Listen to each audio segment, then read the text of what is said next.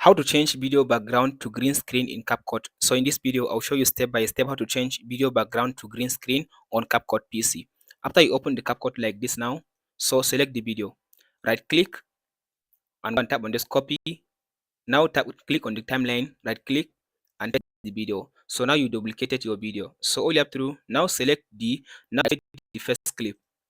After you deactivate the first clip, now select the second clip that you duplicated and then go to this video, scroll to down. So before you scroll to down, after you select this video, go to remove background and tap on this auto remove. So after you remove the background of the second clip, so now go back and unmute the second clip. So after you activate the first clip, this one, then go to this video and then go to basics, scroll to down. So check on this canvas.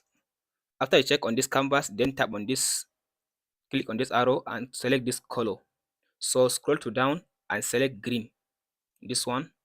So after you select the green, then you can go ahead now and click on this mask. After you click on the mask, go to the up and click on this add mask and click on this, scroll to down and click on this reverse and then now drag this arrow to right. So now I change the background of the video to green screen, as you can see now. So if you found this video helpful, please like and subscribe. Thanks for watching.